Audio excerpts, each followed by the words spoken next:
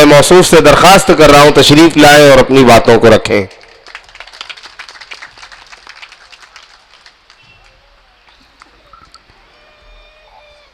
بسم اللہ الرحمن الرحیم نحمده ونصلي على رسوله الكريم اما بعد قال الله تعالى بعد اعوذ بالله من الشيطان الرجيم يا ايها الذين آمنوا كونوا انصار الله صدق الله العظيم۔ اس بارونق تقریب کے صدر جناب الحاج ضیاء حکیم صاحب، اسٹیج پر رونق افروز معزز شخصیات اور ان کاموں کے محرک اور روح رواں ہمارے بھائی مدثر حسین رضا صاحب، آپ تمام حاضرین مجلس بھائیوں اور بہنوں، وقت کافی ہو چکا ہے، عصر کی نماز کا وقت بھی قریب ہے۔ میں بہت مختصر چند باتیں آپ سے عرض کرنا چاہتا ہوں۔ کچھ لوگ دنیا میں دولت کماتے ہیں، کچھ لوگ بڑے منصب حاصل کرتے ہیں، کچھ وہ ہوتے ہیں جو دنیا میں شہرت پاتے ہیں،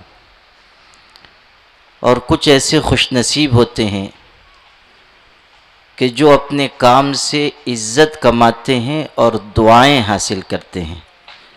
ہمارے مدثر رضا اور ان کے ساتھی ایسے ہی ہیں جنہوں نے پچھڑے ہوئے لوگوں کی خدمت کر کے عزت بھی پائی ہے اور دعا بھی کمائی ہے، اور یہ ان کا ایسا سرمایہ ہے جو اس دنیا سے زیادہ آخرت میں ان کے کام آنے والا ہے۔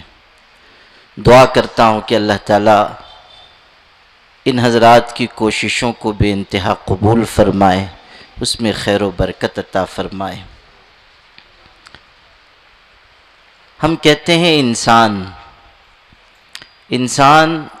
انس سے بنا ہوا ہے، انسان کا لفظ انس سے بنا ہوا ہے، یعنی انسان وہ ہے جو دوسروں سے انس پاتا ہے اور دوسروں کو راحت اور آرام پہنچاتا ہے۔ انسان وہ نہیں ہوتا جو اپنے لیے جیتا ہے اور زندگی گزار کر مر جاتا ہے۔ ایک پرانے شاعر گزرے ہیں، اکبر الہ آبادی ان کا نام ہے، انہوں نے ایک شعر کہا ہے، ہنسی مذاق میں کام کی بات کہتے تھے۔ شعر کہا ہے، کیا کہوں احباب کیا کار نمایاں کر گئے، بی اے کیا نوکر ہوئے پنشن ملی اور مر گئے۔ یعنی ساری زندگی کا حاصل یہ ہے کہ تعلیم پائی، نوکری کی اور پنشن لیتے رہے اور دنیا سے چلے گئے۔ ایسے لوگوں کی زندگی کارآمد زندگی نہیں، ان لوگوں کی زندگی قابل رشک زندگی ہے جو اپنے لیے بھی جیتے ہیں اور دوسروں کے لیے بھی راحت کا انتظام کرتے ہیں۔ اسی کو شاعر نے کہا تھا کہ درد دل کے واسطے پیدا کیا انسان کو، ورنہ طاعت کے لیے کچھ کم نہیں تھے کروبیاں، کچھ کم نہ تھے کروبیاں۔ یعنی اللہ کی عبادت کے لیے فرشتے کم نہیں تھے۔ اللہ نے اگر انسانوں کو پیدا کیا ہے تو ایک دوسرے کی خدمت کے لیے پیدا کیا ہے، کام آنے کے لیے پیدا کیا ہے۔ اور یاد رکھیے، جو آج دوسروں کے کام آئیں گے، کل اللہ آخرت میں ان کو بہترین اجر دے گا۔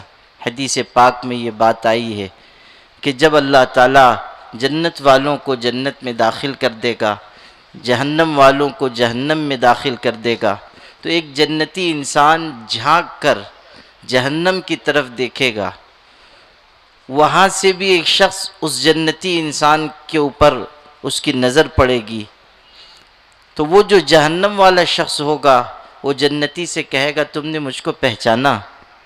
وہ کہے گا، نہیں پہچانا۔ وہ جہنمی شخص کہے گا، یاد کرو تم دنیا میں تھے، ایک دن گزر رہے تھے، تم کو بہت سخت پیاس لگی ہوئی تھی، میں نے اس وقت تمہاری خدمت کی تھی، تم کو پانی پلایا تھا۔ اس جنتی انسان کو یاد آئے گا کہ ہاں اس نے میری خدمت کی تھی، تو وہ اللہ تعالیٰ سے سفارش کرے گا کہ اس شخص کو جہنم سے نکال کے جنت میں داخل کر دیں۔ اللہ تعالیٰ اس کی سفارش پر اس جہنمی انسان کو جنت میں داخل کرے گا۔ یہ بات حدیث شریف میں آئی ہے۔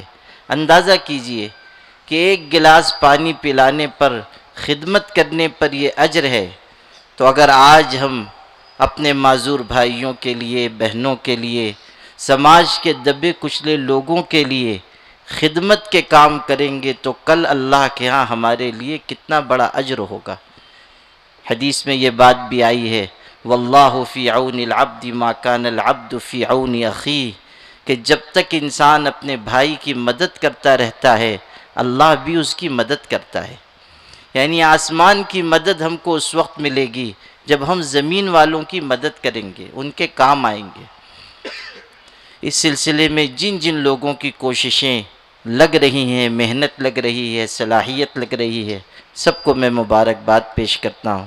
ہمارے عزیز بھائی مصدق ایڈوکیٹ صاحب، ان کے والد مومن مجیب صاحب، ان لوگوں کی بھی اس میں بڑی محنت ہے، اور قانونی لحاظ سے ان کی کوششیں الحمدللہ رنگ لا رہی ہیں۔ ان حضرات کے لیے بھی دل سے دعا ہے، ہمارے مدثر بھائی کے لیے بھی، اور جو ہمارے اہل خیر حضرات ہیں جو ان کاموں میں اپنا مال صرف کرتے ہیں، ان لوگوں کے لیے بھی بڑی سعادت کی بات ہے۔ یہاں سرکاری افسران آئے ہیں، اور ابھی آپ نے سنا کہ ان حضرات کا یہاں شریک ہونا اور ان سرکاری افسران کا آپ کو امید دلانا، یقین دہانی کرانا اور اپنی طرف سے اپنی خدمات کی پیشکش کرنا، یقیناً یہ لائق تحسین چیز ہے۔